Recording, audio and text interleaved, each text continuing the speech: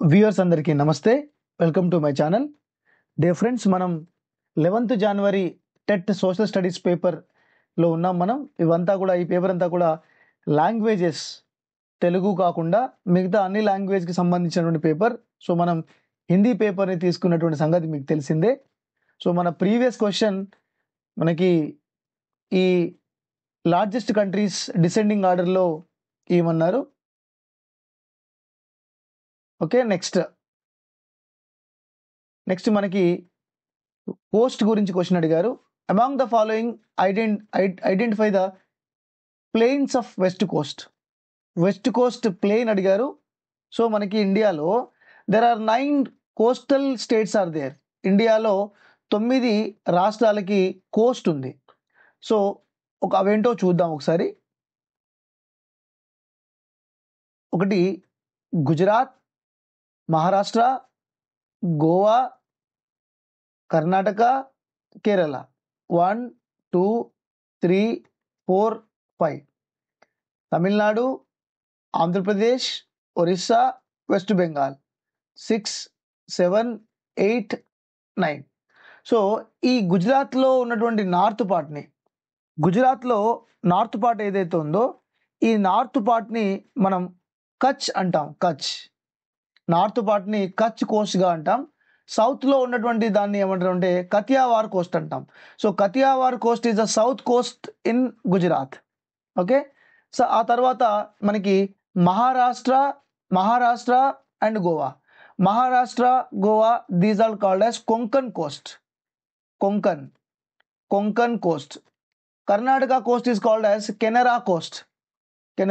I repeat, Maharashtra, Goa Konkan coast అంటారు. Kerala Malabar coast. Tamil Nadu Coromandel Coast.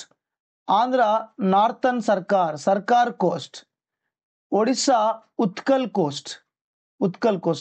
And west Bengal Vanga coast or Banga coast. Utkala Vanga అంటాం కదా. So ఇవన్నీ these are the coastals of India. So మనకి west coast అడిగారు కదా. సో మనకి ఇక్కడ elimination method, Coromandel east eliminated, Utkal east eliminated. Next Utkal, Coromandel ఈ రెండు కూడా ఈస్ట్ సైడ్ ఉన్నాయి కదా. అంటే ఇవి ఈస్ట్ సైడ్ కదా, ఇది వెస్ట్ సైడ్ కదా. సో మనకి ఈ ఎలిమినేషన్ కనుక చూసుకున్నట్టయితే మనకి Konkan Coast, Kutch Coast, Malabar Coast ఇవన్నీ కూడా ఏ సైడ్లో ఉన్నాయి? వెస్ట్ సైడ్లో ఉన్నాయి. సో మనకి answer is option 1. Next human development index. ఇది ఒక బౌన్సర్ లాంటి క్వశ్చన్ లేదా యార్కర్ లాంటి క్వశ్చన్. మనకి ప్రీవియస్ కూడా సేమ్ క్వశ్చన్ వచ్చింది, అంటే దీని మీద క్వశ్చన్ వచ్చింది. సో ఈ HDI హ్యూమన్ డెవలప్మెంట్ ఇండెక్స్ ఇది మనకి UNDP united nation development programme release this human development index. So human development ఇండెక్స్లో 2022కి సంబంధించినటువంటి డేటా తీసుకొని 2023-24లో డేటా రిలీజ్ అవుతుంది. అంటే 2022 డేటా తీసుకొని 2023-24లో రిపోర్ట్ బయటకు వస్తుంది. So as per the 2022 HDI human development index Switzerland ranks first 0.967. తర్వాత నార్వే ర్యాంక్ సెకండ్ 960. తర్వాత ఐస్లాండ్ ర్యాంక్స్ థర్డ్ 959. ఇవన్నీ టాప్ కంట్రీస్. ఇక వోస్ట్ కంట్రీస్ చూద్దాం. చాలా least countries. First one 0.381 Somalia. 0.380 దక్షిణ సుడాన్. ఇవి టాప్. ఇండియాకి ర్యాంక్ ఏంటంటే, ఇండియా యొక్క స్కోర్ ఎంత? ఇండియా యొక్క score 0.644. India's rank, India's human development index యొక్క score, India's rank is 134 out of 193. Okay, so దీని ప్రకారంగా చూసుకున్నట్టయితే దీన్ని మళ్ళీ ఎలిమినేషన్ చేయాలి. Okay, so among the following groups of countries which are grouped high human development index. So నాకైతే ఇది కొంచెం ఇన్అప్రోప్రియేట్ కనిపిస్తుంది. సో దీనికి ఆ డేటాలో 2022 డేటా 2022 డేటాలో 22 డేటా ప్రకారం China, Sri Lanka, Brazil they have very better than the remaining countries. High human development index ఉందంట. నార్వే, స్విట్జర్లాండ్, యుఎస్ఏ కన్నా ఎక్కువ ఉందంట. బట్ ఇది recent one. This is recent one.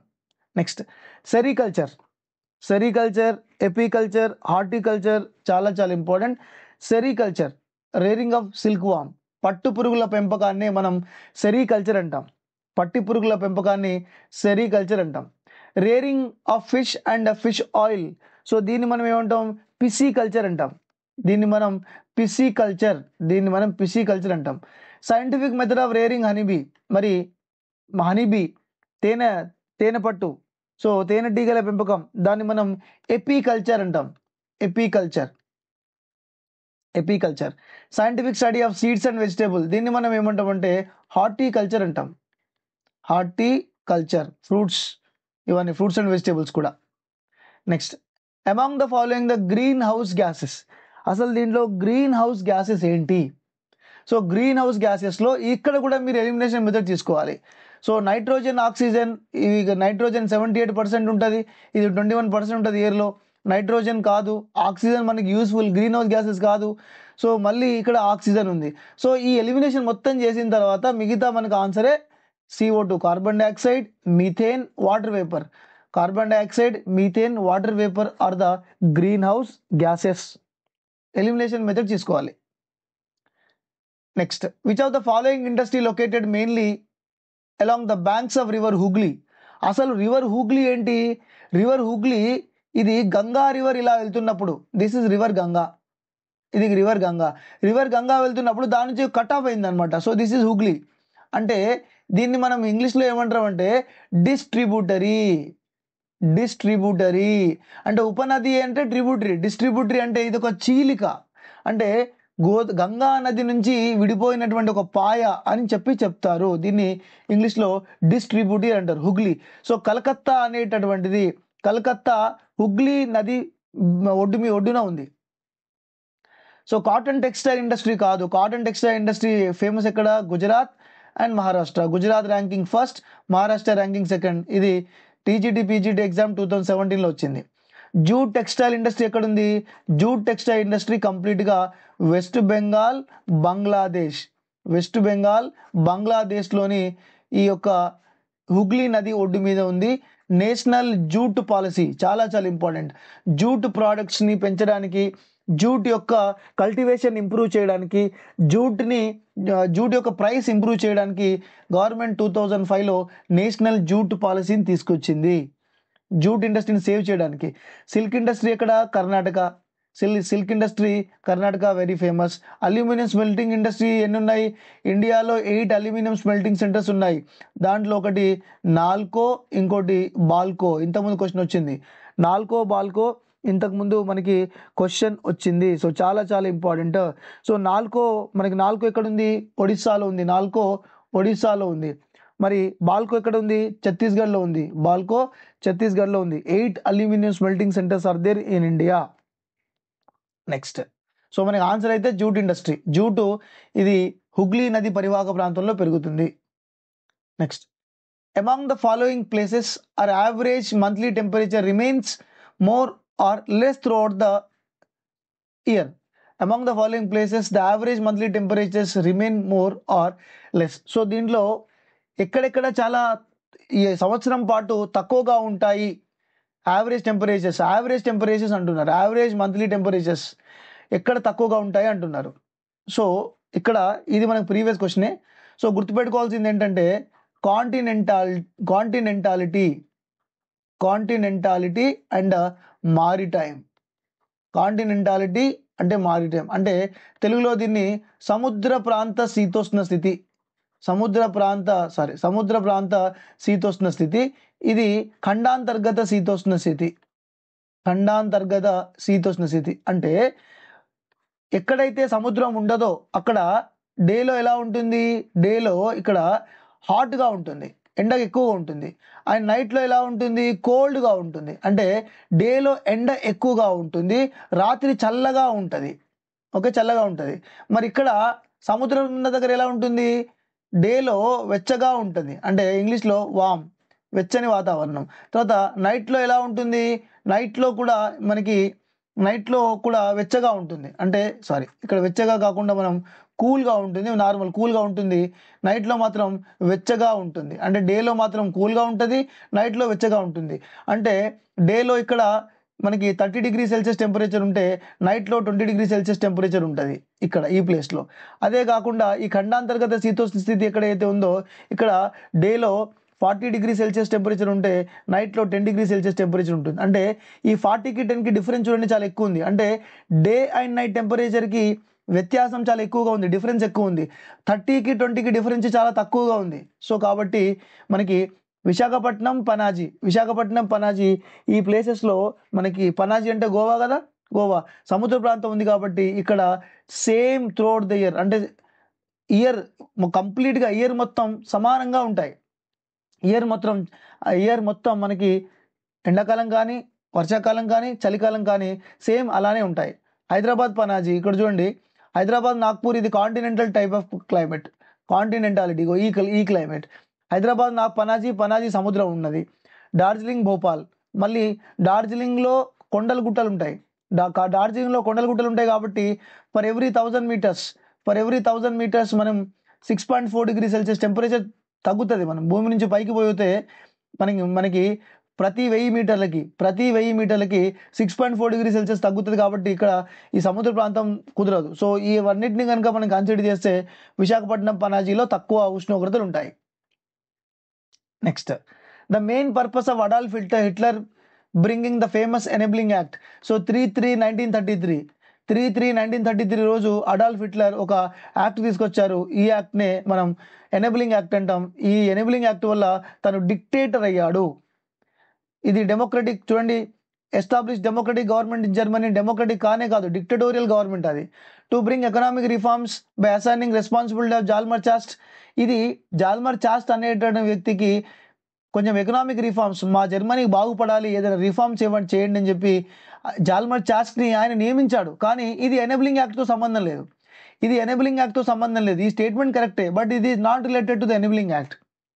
So ఆయన డిక్టేటర్ అయ్యాడు. ఈ యాక్ట్ తర్వాత, ఎనేబ్లింగ్ యాక్ట్ తర్వాత తను డిక్టేటర్ అయ్యాడు.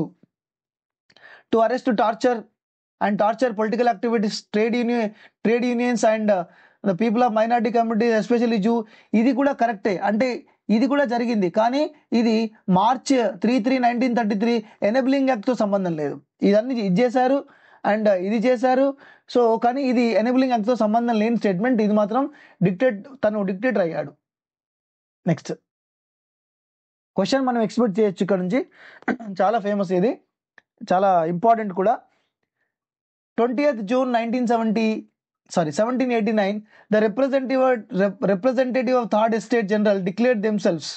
సో 20 జూన్ 1789లో ఒక థర్డ్ ఎస్టేట్ జనరల్ వాళ్ళు ఏం చేశారు అంటే నేషనల్ అసెంబ్లీగా డిక్లేర్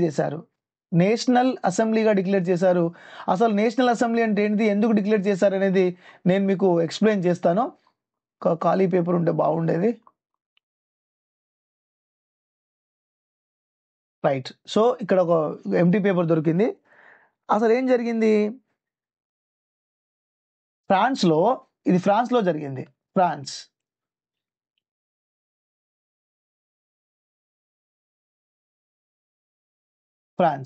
సో ఫ్రాన్స్లో 3 రకాల ఎస్టేట్ పీపుల్ ఉండేవారు.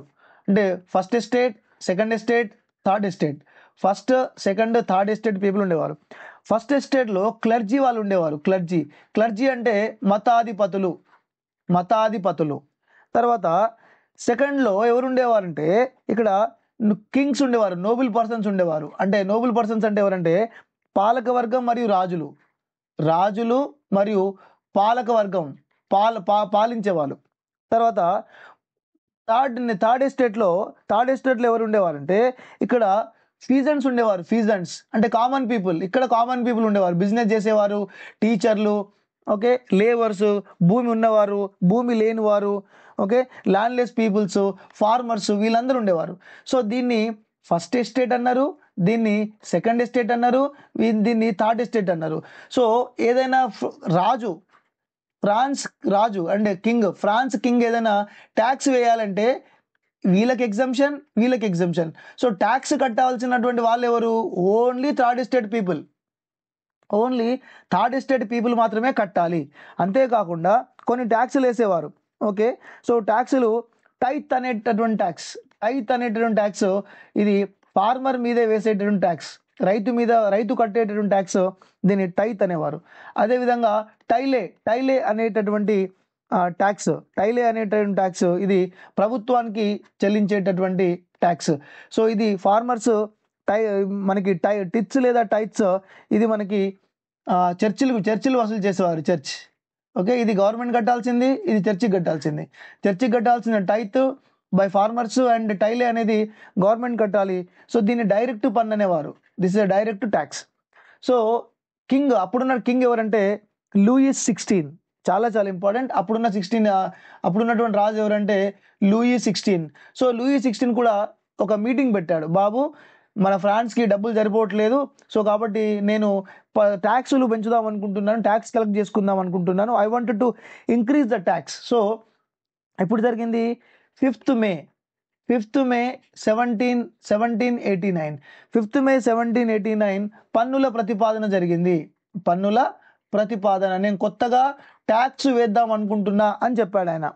ఓకే, సో అలా జరిగిన తర్వాత వీళ్ళేమన్నారు? ఫస్ట్ ఎస్టేట్, సెకండ్ ఎస్టేట్ వాళ్ళు ఓకే, ఎందుకంటే ఫస్ట్ ఎస్టేట్, సెకండ్ ఎస్టేట్ వాళ్ళు ఎలాగో ట్యాక్స్ కట్టట్లేరు కదా. సో కానీ థర్డ్ ఎస్టేట్ రిప్రజెంటేటివ్స్ ఏమన్నారు? లేదండి, మేము ట్యాక్స్ కట్టలేము, అందరికీ ఓటు ఉండాలి, అందరికీ ఓటు హక్కు ఉండాలి. ఈ ముగ్గురులో ఇప్పుడు 3 ఓట్స్ ఉన్నాయి. సో 3 ఓట్లు అంటే 2:1 ఓటు వస్తుంది కదా. అట్లా కాకుండా దీంట్లో చాలా మెంబర్స్ ఉన్నారు, దీంట్లో చాలా మెంబర్స్ ఉన్నారు, అండ్ థర్డ్ ఎస్టేట్లో చాలా మెంబర్స్ ఉన్నారు. అందరూ ఇండివిజువల్గా ఓటు వేయాలి. ఓటు వేసిన తర్వాత ఇది ఎవరికైతే గెలుస్తారో వాళ్ళ నిర్ణయమే తీసుకోవాలని చెప్పడం జరిగింది. దానికి రాజు ఏం చెప్తారు? రాజు నో అంటాడు. నువ్వు ఇండివిజువల్గా అందరికీ ఓటు ఎక్కువ 3 ఓట్లు ఉంటాయి కానీ అందరికీ ఇండివిజువల్గా మనం ఓటు హక్కు ఇవ్వలేమని చెప్తారు. సో అలా అనేసరికి 20th జూన్ 1989లో ఈ థర్డ్ ఎస్టేట్ పీపుల్ ఉన్నారు కదా, ఈ థర్డ్ ఎస్టేట్ పీపుల్ అందరు కూడా సో దేశం అంతటికి మేము థర్డ్ ఎస్టేట్ అనేటది దేశం అంతటికి ప్రాధాన్యత వహిస్తుంది. దేశం అంతటికి ప్రాతినిధ్యం, మేమే ఎక్కువ ఉన్నాం, మీరు తక్కువ ఉన్నారు, మీరు కొంతమంది ఉన్నారు, మేము 600 మంది ఉన్నాం, సో మేమే దేశం అంతటికి మేము ప్రాతినిధ్యం వహిస్తున్నాం అని చెప్పి వాళ్ళు బయటికి రావడం జరిగింది. బయటికి వచ్చిన తర్వాత వీళ్ళు ఏం చేశారంటే ఒక టెన్నిస్ కోర్ట్, ఒక ఇండోర్ టెన్నిస్ కోర్ట్ అంటే అంటే ఒక టెన్నిస్ కోర్ట్ ఉంటుంది కదా, అది ఇండోర్ టెన్నిస్ కోర్ట్ అనమాట. ఓకే, ఇండోర్ టెన్నిస్ కోర్ట్లో వాళ్ళు ఒక నిర్ణయం తీసుకున్నారు. ఇండోర్ టెన్నిస్ కోర్ట్లో వాళ్ళు డిసైడ్ అయ్యి వాళ్ళు ఏం చేశారంటే నేషనల్ అసెంబ్లీగా ఫామ్ అయ్యారు. National assembly. దీనికి కారకులు ఎవరంటే మీరాబ్యూ, అబిసైస్, ఇది చాలా ఇంపార్టెంట్, ఇవి వచ్చాయి ఇంతకుముందు. అబిసిస్, తర్వాత బెయిలీ. అంటే ఈ థర్డ్ ఎస్టేట్కి ప్రాతినిధ్యం వహించినటువంటి వ్యక్తులు ఎవరు అంటే లీడర్లు ఎవరంటే మీరాబ్యూ, అబిసైస్, బెయిలీ అనేటువంటి వ్యక్తులు. ఈ ముగ్గురు కూడా ఈ థర్డ్ ఎస్టేట్కి ప్రాతినిధ్యం వహించారు. ఇలా ప్రాతినిధ్యం వహించిన తర్వాత ఇది నేషనల్ అసెంబ్లీగా అయింది.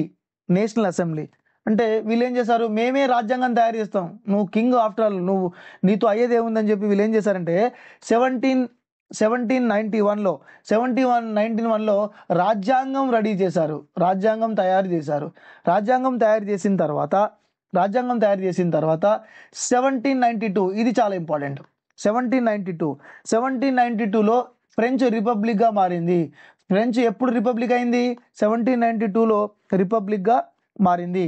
సో వీళ్ళందరూ కూడా మేమే శాసనసభ, మేమే శాసనాలు చేస్తాము, మేమే లాస్ చేస్తామని చెప్పి వీళ్ళు చెప్పడం జరిగింది. వీళ్ళకి సపోర్ట్గా మీరాబ్యూ, అబిసైస్, బెయిలీ ఉండడం జరిగింది. 1791లో విశ్వ మానవ హక్కుల ప్రకటన జరిగింది. 1792లో ఫ్రాన్స్ రిపబ్లిక్ అయింది. అయితే ఇక్కడ మనం చెప్పుకున్నట్టు ఇక్కడ మేము ట్యాక్సులు వేస్తామని చెప్తున్నారు కదా, ట్యాక్సులు వేస్తున్నామని చెప్పిన తర్వాత జైళ్ళలో చాలా మంది ప్రజలు ఉండేవారు. అంటే చిన్న చిన్న నేరాలకు జైల్లో మగ్గుతున్న ప్రజలు చాలా మంది ఉండేవారు.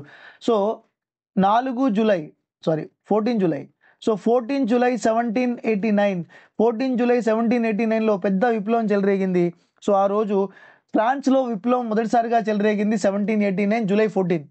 1789 14 జూలై రోజున ఫ్రాన్స్లో విప్లవం చెలరేగింది. అప్పుడు బాస్టిల్ కోట, సో బాస్టిల్ కోట అంటే బాస్టిల్ ప్రిజన్ హాల్, బాస్టిల్ జైల్లో ఉన్నటువంటి వారిని ఆ బాస్టిల్ కోటను ధ్వంసం చేసి ఖైదీలందరూ కూడా పారిపోయారు.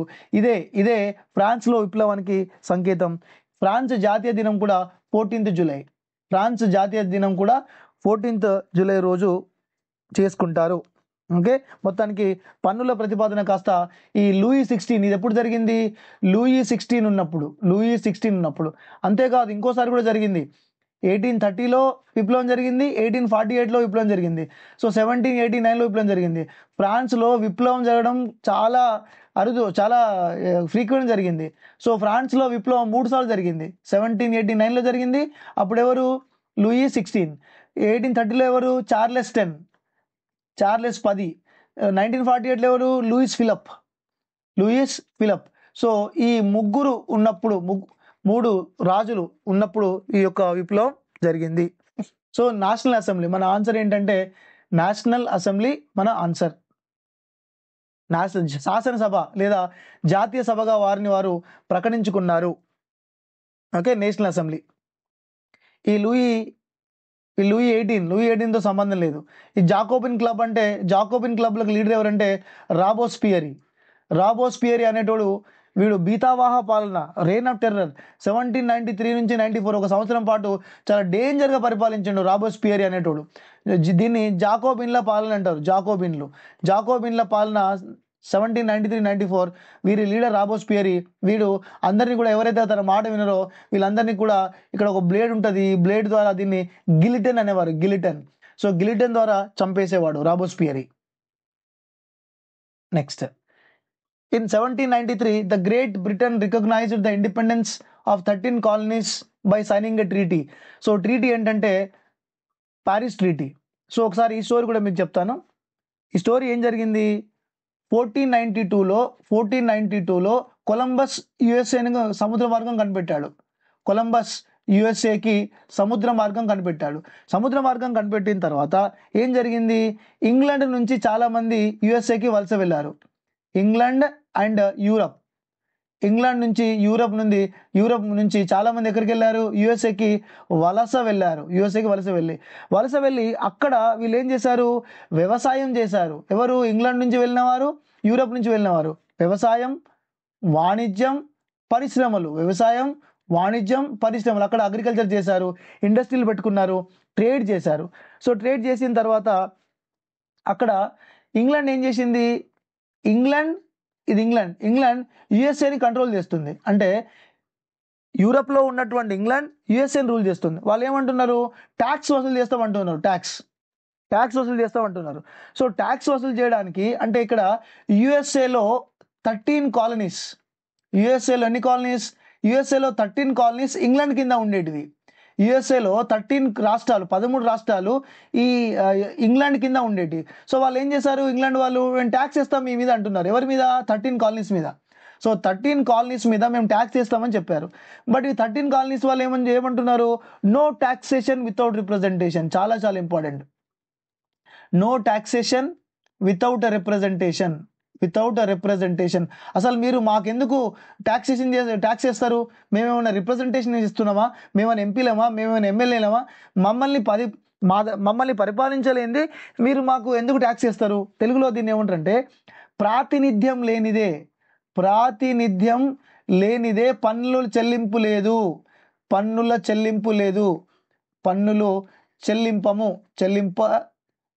లేదు అని చెప్పారు. మేము నో టాక్సేషన్ వితౌట్ రిప్రజెంటేషన్. మమ్మల్ని రిప్రజెంటేటివ్గా చేయండి, అప్పుడు మీరు ట్యాక్స్ వసూలు చేయండి. మీరు ఎక్కడో ఉండి మా దగ్గర ట్యాక్స్ వసూలు చేస్తే ఎలా అని వాళ్ళు ఒప్పుకోలేదు. సో ఫస్ట్ సారి ఏం జరిగిందంటే 1774లో 12 స్టేట్స్, ఇంతకుముందు మొత్తం 13 స్టేట్స్ అనుకున్నాం కదా.